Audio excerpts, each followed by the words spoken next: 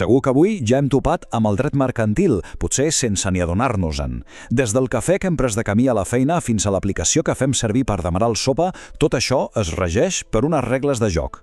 Bé, doncs avui el que farem serà precisament això, desmuntar aquestes regles, les del món dels negocis, però amb un llenguatge planer per entendre de què va tot plegat. D'acord, som-hi! Aquest és el full de ruta que seguirem. Primer, definirem el terreny de joc. Què és exactament el dret mercantil? Després, farem un petit viatge en el temps per veure com i per què va néixer. A continuació, posarem cara als actors principals i, finalment, ens centrarem en el paper que juga cadascú. Comencem pel principi. Molt bé, anem directes al gra. Què és el dret mercantil? A veure, cal treure's del cap la idea que és una cosa només per a grans empreses. Pensem-hi més aviat com el conjunt de normes que s'activen quan algú ofereix un producte o un servei al mercat obert. És el dret de l'activitat econòmica professional. Aquesta comparació ho deixa molt clar. Imaginem una mudança. Si un veí ens dona un cop de mà, és un favor, una relació personal. Això, si hi hagués algun problema, quedaria en el camp del dret civil. Però si contractem una empresa de mudances, la cosa canvia.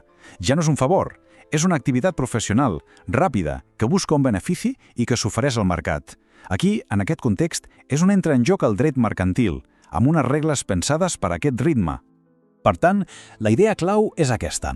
Si una activitat s'ofereix de manera organitzada i professional al mercat, el dret mercantil hi té alguna cosa a dir. I això inclou des de la botiga de cabiorres del barri fins al programador freelance que ven els seus serveis per internet o la plataforma de streaming a la qual ens subscrivim. Tot això és mercat. Bé, ja sabem què és, però d'on surt tot això? Per entendre bé com funciona avui, és útil fer un cop d'ull enrere, perquè el dret mercantil no va aparèixer de cop i volta, sinó que va néixer d'una necessitat molt pràctica. Aquesta línia de temps ens mostra una cosa realment interessant. El dret mercantil no el van inventar uns juristes en un despatx. Va néixer a les fires, als mercats medievals. Eren els mateixos comerciants que necessitaven normes més àgils i ràpides que les lleis de l'època, pensades per a una societat rural. Després, amb el temps, els estats van anar agafant aquests costums i els van anar convertint en lleis formals, fins a arribar avui, on la lògica del mercat, la de l'intercanvi professional, s'ha estès a gairebé tot.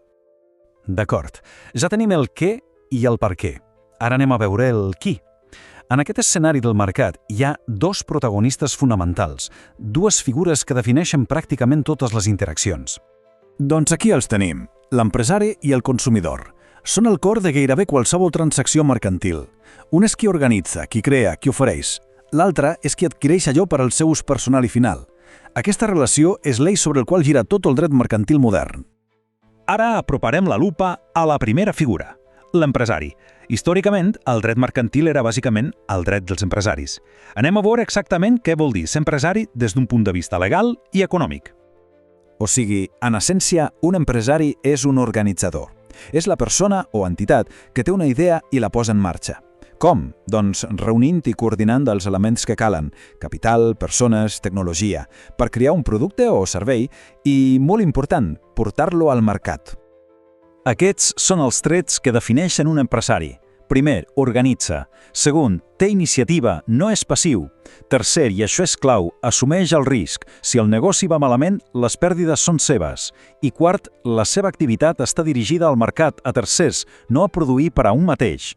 No importa si és una persona sola o una multinacional gegant, si compleix aquestes característiques és un empresari. I atenció, perquè ser empresari implica unes regles de joc, unes obligacions. Aquestes dues són bàsiques. D'una banda, ha de tenir capacitat legal per actuar i respondre dels seus actes. De l'altra, ha d'aportar una comptabilitat ordenada. I això no és només un tràmit per agenda, és una eina fonamental per generar confiança. Permet que clients, proveïdors o bancs sàpiguen amb qui estan tractant. Són les condicions per poder jugar al mercat amb credibilitat. Perfecte. Ara girem la truita i posem el focus a l'altra banda del taulell, el consumidor. En el dret mercantil modern, la seva figura ha guanyat un protagonisme enorme. I és crucial entendre per què la llei el protegeix d'una manera especial. Aquesta definició és la clau de tot. Fixem-nos-hi bé. Una persona no és consumidora sempre, sinó que actua com a tal. Depèn totalment del context. Un arquitecte que compra un ordinador potent per fer planos al seu estudi està actuant com a professional. Aquest mateix arquitecte, si compra un ordinador per casa seva, per ús personal, llavors sí està actuant com a consumidor. El que compta és la finalitat de la compra.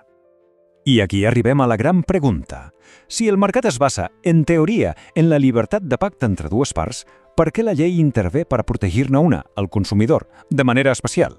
No se suposa que som tots iguals davant la llei? La resposta és una paraula: asimetria. La llei parteix d'una idea molt realista.